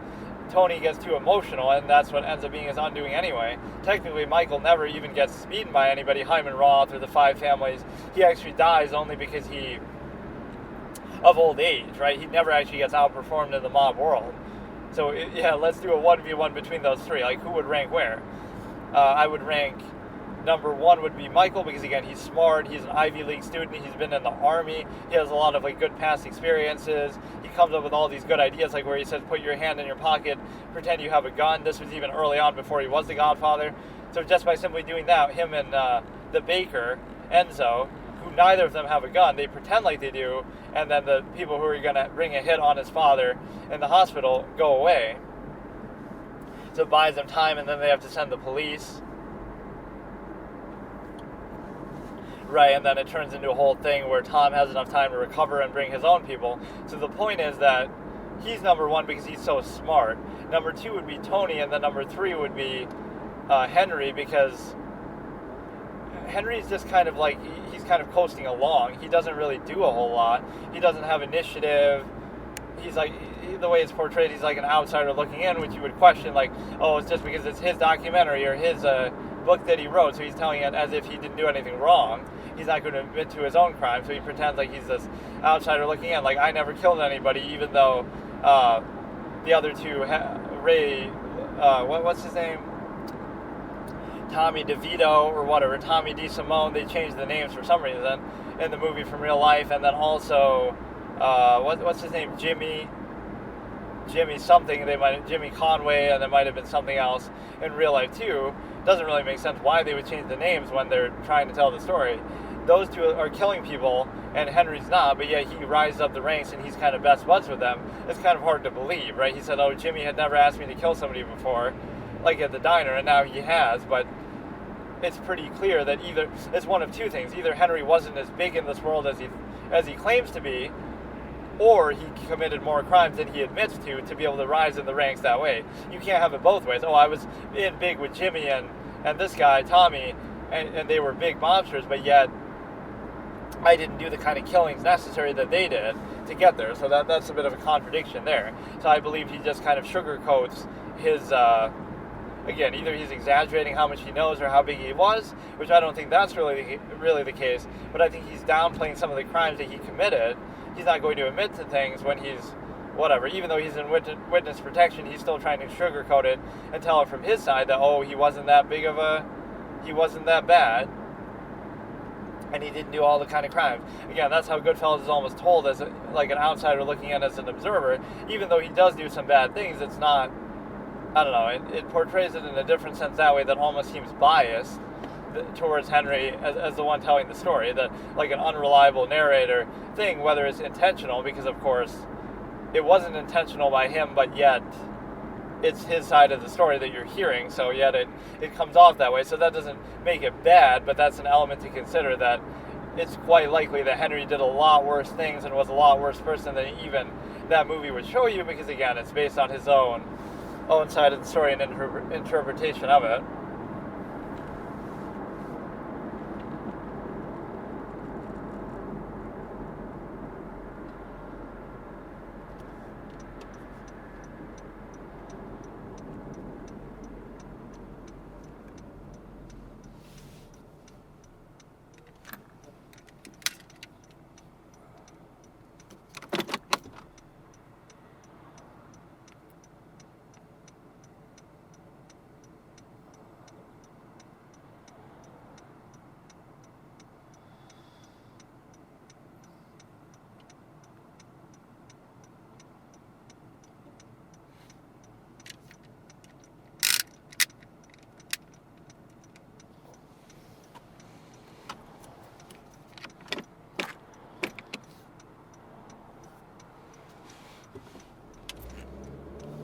Okay, we got it to play, so this is some of that innuendo here. I went back a little bit further, but he's talking about unscrewing his penis or whatever, and haha, so funny. That's probably what this is supposed to be, but Bird sweeps down, and then she deduces that it's a duck. I was ahead of the game on that one. Why not a duck? And then he starts crying or whatever. What kind of bird? I love this. Like, she is literally me, dude.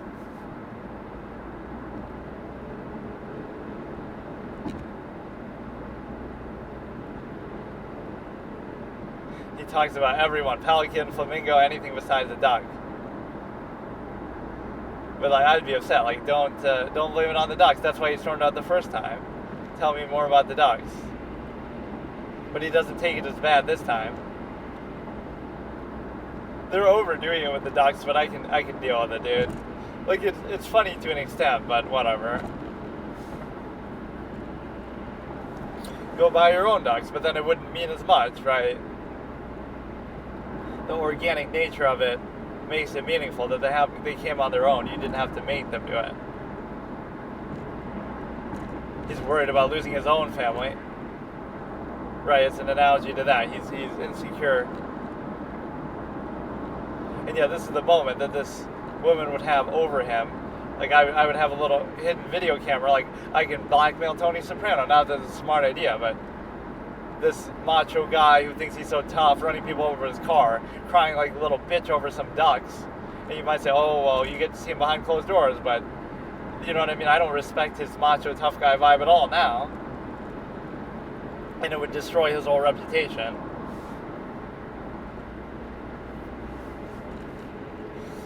You might lose your family because you're a degenerate criminal, so stop doing it.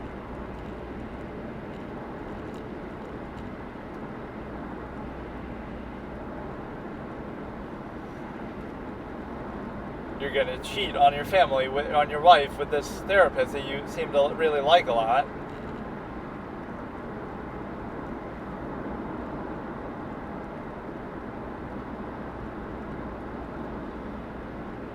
Having a nice little barbecue.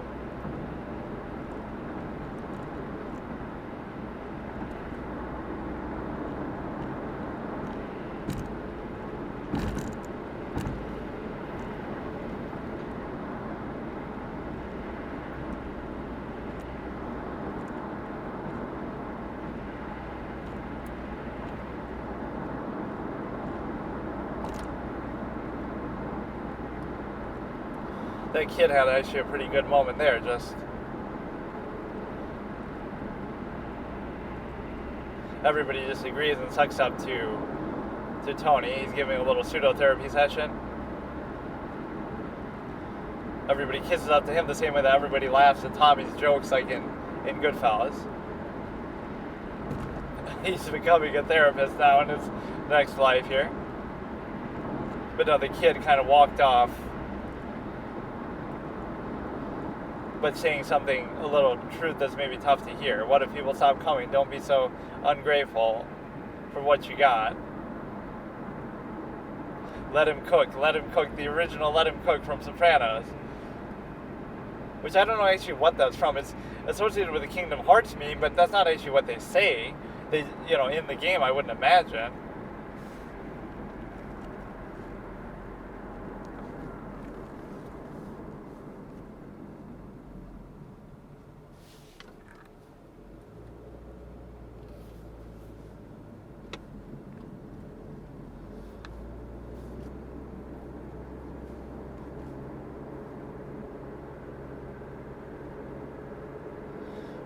So the kid's upset about something.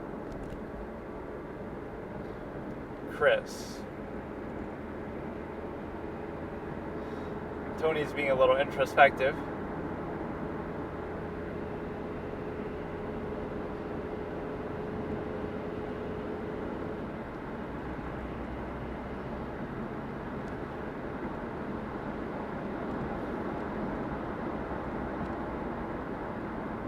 Oh shit, Henry Hill reference, Goodfellas.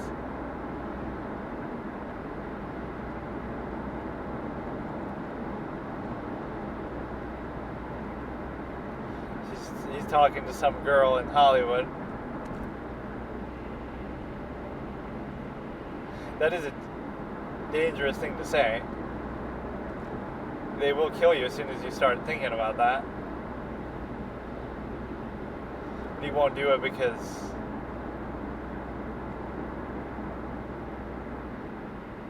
now he either is just sugar talking him to try to kill him later, but no, you never say that shit. If you're gonna do it, just do it. Absolutist tendency. The fact that you brought it up means that they'll kill you now because they think that you're even thinking about it. I might tell a screenplay about it.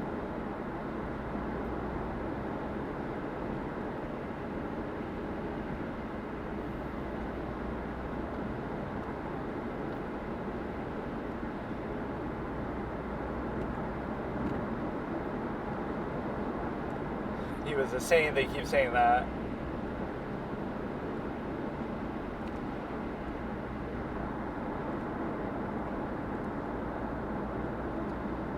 Oh, your son sticking his hand in my business when I'm trying to kill somebody at his restaurant, as whatever.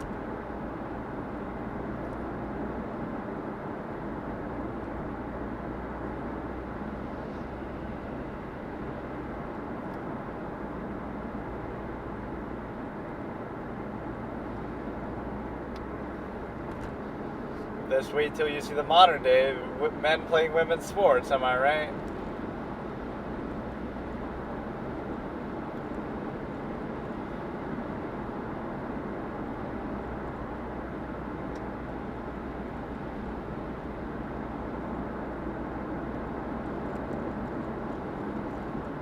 I like this junior character though, he's very deep thinker. Like he wants to kill Tony almost, they'll start up a rivalry. Oh, he wants to, and the mom's looking kind of scared there if she even understands it. She must know the crime element, but she's kind of also senile, so that was a big moment though. You just told his mom that something might have to be done about Tony, which when a mobster says that, that's a very scary line to say. What are you going to do, kill Tony and take over his territory? That was a big, big moment. That's the good thing about mobster stories. They can say something so innocuous, but it can mean so much. Like, that could be a hit. Like, it can happen just that easily. Something might have to be done. That's a very scary line coming from him. Just because he butted his nose in his business. Got a little outro with the music, so it was a good episode. I doubt there'd be anything after the credits. So what was the one moment with the kid? The kid's talking about not being appreciated and also potentially writing a screenplay. But yeah, that's the absolutist thing I was talking about. It's a little different sense, but like, let's say that kid wanted to kill Tony. Or let's say that, there's two examples of this absolutist thing that ruin this moment here. If you were the absolutist character, this uncle, right, telling Tony's mother something might have to be done about Tony. Don't say that shit to his mom because his mom might tell him and then it'll come back on you or something like that, right? So that's number one. But then number two is the simple fact that in that earlier moment, you had a time where you were able to, consider it on the basis that, what do you call it? Like he let that slip. Don't say that. If you're thinking about doing something about him, just do it. That'll be your best chance. What does that do to help you? Maybe it helps you feel better, but you're getting too emotional. Absolutist tendency. Don't say shit to anybody, especially not his mom, that you might be thinking about killing him and taking over his fucking territory, which is what I gathered from that moment. And then the second thing is, don't, so that might be the rivalry that they're setting up for the whole show. Like, these two will be going back and forth at it, and somebody will end up killing somebody. He'll be like some overarching season-long villain. I'm just kind of trying to come up with that, like how I was saying. Give us like a Hyman Roth, give us like a Barzini, give us like a Sosa, although Sosa was kind of on his side up until Tony fucks up the contract. And so now, and it's amazing how that fucks up for the other reason, but now they even bring up Henry Hill. He's become the poster boy for mob snitches and fucking rats, but no, there's going to be a lot of references to those. But no, that kid makes the same mistake. If you're thinking about going to Hollywood and writing a screenplay or whatever, right, then just go do it and try to, play it incognito, create a pen name, go in witness protection. But the fact that you brought it up, now that makes you a target, right? So these two characters did exactly what I said in a different sense. I said it more like if you're going to try to kill somebody, don't give them any sign. But if you're going to go and be a rat and be the next Henry Hill, don't mention it to him. Don't say it in a fit of anger, you're upset in this moment, because now he might kill you. Or now he'll hold that against you in the future that, oh shit, you're thinking about ratting out, we can't take that chance, we're going to kill you. Or we're going to, whatever, somehow hold that against you in a negative way in the future. It's the same thing. Why did that guy tell his mother that I might want to do something? So again, you got to think about what you're doing. Don't say shit. Now, for the purpose of storytelling, fine. In real life, yeah, people aren't so perfect as what I'm posing. But think about this. This is the character that I've always wanted to write, or that I always respect in stories. Like, you don't give them a fucking inch. Or for the audience's benefit, again, like the Light Yagami effect, you think it to yourself. He thinks in his head something might have to be done about Tony. But I'm not going to give any indication to anyone ever off that, aside from maybe my own people who are going to get the job done. Same thing with the other person, the kid, right? I'm just going to go to Hollywood and just disappear and make a pen name, and nobody's ever going to find me. And even what I'm writing, nobody will be able to trace it back to me. I'll come up with a fake pseudonym, all these kind of things, witness protection. I'll just go do it. Don't do the second thoughts. Either don't do it at all and just let that idea slip out of your mind, or go do it, but don't let anybody know. You're going to fucking tell this guy, this big mobster who runs people over with their car, that you're basically in a position where you're able to, that you're thinking about it. That's really a flaky thing. Now, Tony was nice about it, but that's kind of the thing. This is the whole innuendo and subtlety of gangsters.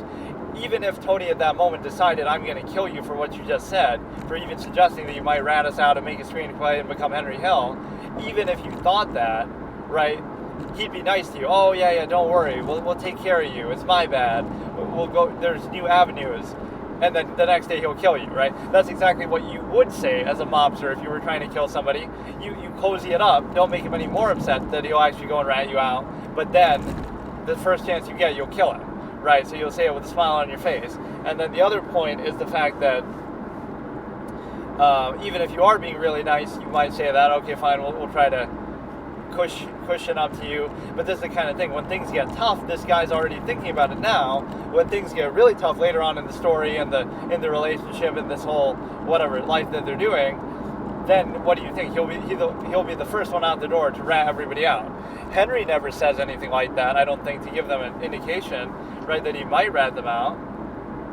I don't think he gives them any thought. Why does Jimmy even think? And he's actually not even planning to, I don't think. The reason why he rats them out, that's the whole irony of that moment at the diner. I don't think Henry was going to rat them out necessarily, but then Jimmy gives him this job, go down to Florida with the guy and kill somebody, and then Henry's smart enough to know, oh, I think he's going to try to kill me. And so therefore now I rat them out to try to protect myself, right? So if he didn't, and he tells the story, this kid ratted us out, we have to go kill him. So sort of subliminally suggesting that, oh, we're killing you, who we think is going to rat us out, which is kind of dumb. You should have, sugar-coated what you were talking about and made it seem a little different than what it actually is. But, go down to Florida and do that. So my point is that maybe Henry was going to do it anyway, but I can't remember, actually, as far as the story. I think they were going to anyway. But that would have pushed him over the edge that he would have had to. Or when he actually does it is when he gets caught, basically.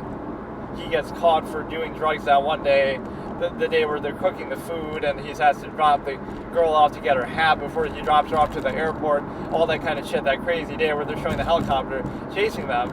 So that's what puts it over the edge. But I think what really makes him decide is when Jimmy does that, where it seems like Jimmy's going to kill him. So the point is, what happens? Something happens in the story that makes Jimmy think that he's going to rat them out. And I can't remember what it was. He gets caught for like something else. Like, that wasn't the final time he gets caught, right? I can't remember. Maybe it was. It's one of those moments. Like, he gets caught for something, and then now they think he's a liability because he might rat them out because there's heat on Henry. So if there's heat on Henry, he's like, oh, I'll get out of him by ratting everyone out, so we'll just kill him instead. Right? So we'll take care of you. Something like that. So he goes in for jail, right? No, it wasn't the end. At the end when, like, I can't remember the sequence of events exactly. He goes to jail for something in the middle of the story, right? And then Karen's coming in and they're having some problems, right? Their conjugal visit, whatever, right? And so when he comes out, then Jimmy wants to kill him. So maybe if he hadn't wanted to kill him, he wouldn't have felt the need to rat him out, or if he didn't make it so obvious, at least, again, Henry's perceptive enough, so it maybe wasn't super obvious, but he's smart enough to know that. But yeah, Henry would still be on the bottom of the totem pole, so let's end off with a 1v1v1 between those three. So Michael's in the top spot because he's such a master of game theory and so smart. He says, put your hands in your pocket and pretend you have a gun.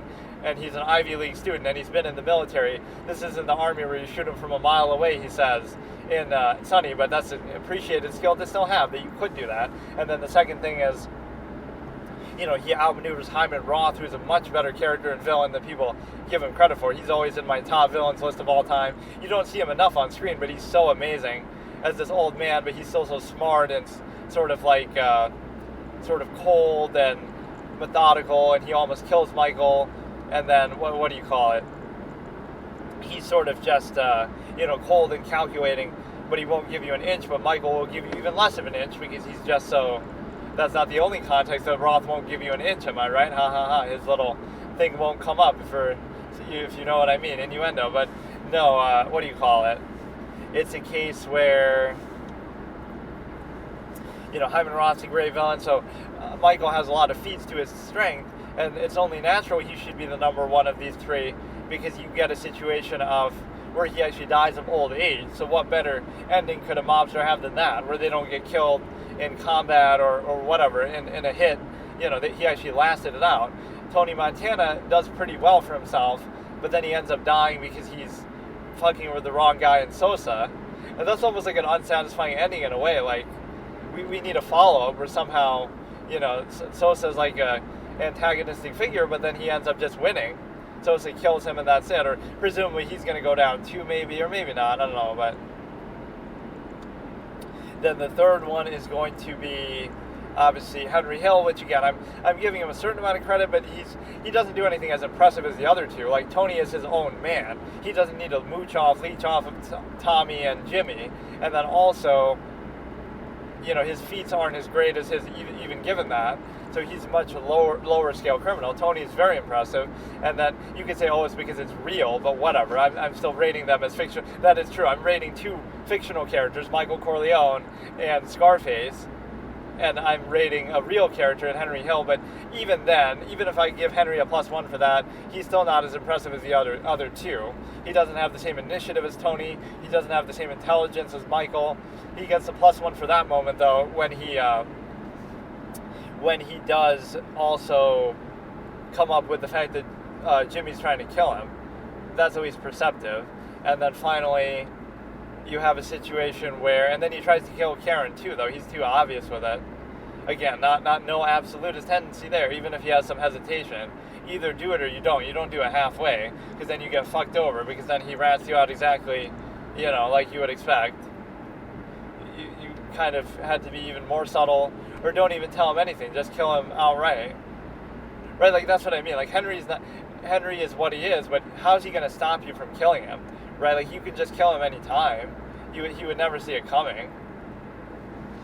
He doesn't have like bodyguards or anything. Like you're all in the same world together, but Henry seems to have less of a entourage following than you do.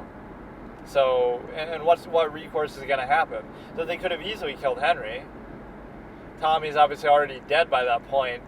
So now Jimmy's starting to get a little crazy, like he says. But yeah, that would be the ranking, even if I give a +1 point for that. And then again, Tony Montana, people might be down on a bit because like, oh, he's so crazy, but he manages to succeed. You know, he beats his boss, you know, Frank. He outmaneuvers a lot of people. Pretty much Sosa's the only guy he can't fuck with, but he fucks with him for some other reason that has nothing to do with his ability. Like, he just doesn't want to kill a kid or whatever. Or he doesn't want to kill somebody where there's kids in the car and things like that.